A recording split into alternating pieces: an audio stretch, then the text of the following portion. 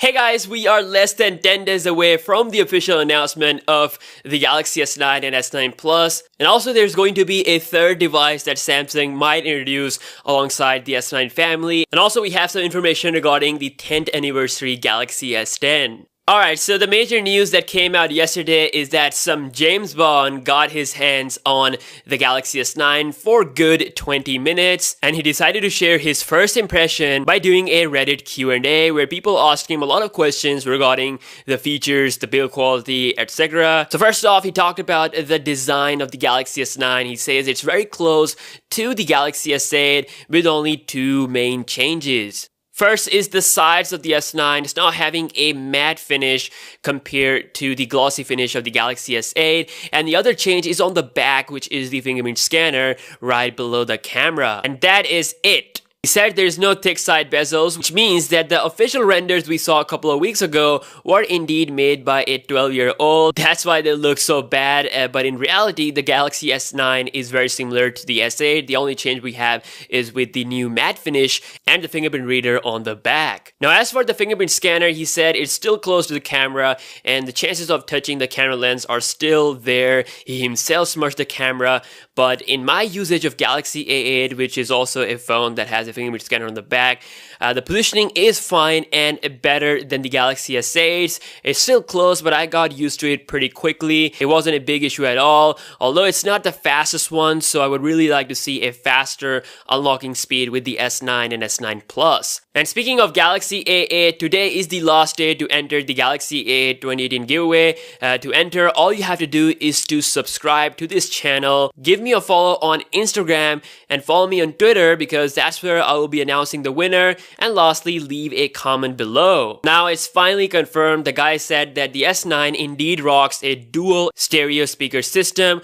one speaker on the bottom and one in the earpiece. He says that the speakers are a major improvement over the Galaxy S8. Now, the main headline feature of the Galaxy S9 is the camera. He says that the variable aperture is indeed here and the phone can record videos at 4K 60 FPS, slow motion 720p at 480 FPS, and 1080p at 240 FPS. Sadly, no 1000 frames per second slow-mo, but the device he was using was not the final retail unit, and also it was the US Snapdragon model, as we do know that the Asian Galaxy S9 or the international model is much faster in single core with its Exynos 9810 processor power, so we still could see this 1000 FPS slow-mo feature in the final version. We do know that S9 has a super slow-mo video feature.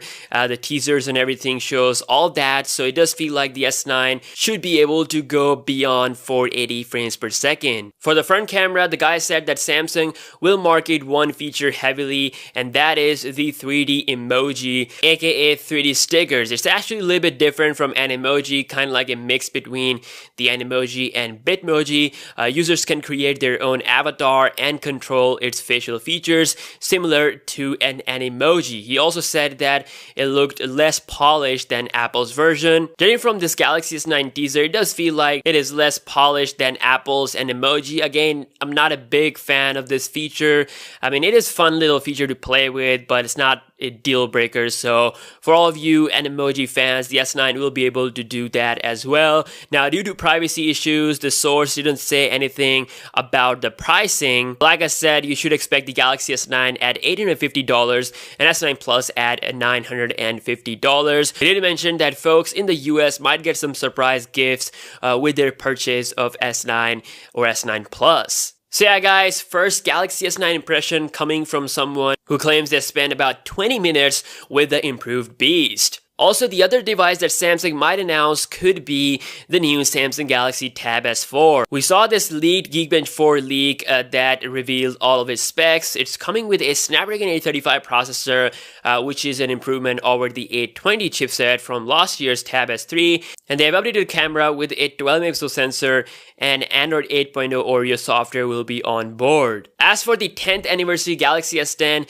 the processor of use will be the Qualcomm Snapdragon 855, and it's going to be the world's first ever 7nm chip with the newly announced X24 modem, which will allow phones to reach up to 2 Gbps 4G LTE download speeds. For comparison, the X20 inside the Galaxy S9 packs about 1.2 Gbps, so from that, the S10 is definitely getting a huge beastly jump in the speeds, and of course, at 7nm, it's going to be a lot better with battery and performance compared to the current Snapdragon 845 and Snapdragon 835. So yeah guys, that's the latest on the Galaxy S9. I have to say this might be the less leaky phone from Samsung in the recent years. I mean, compared to the S8, the S8 got leaked so much. There were videos, hands-on, real actual images before the launch, so Samsung certainly did a better job at protecting the Galaxy S9 from the leakster.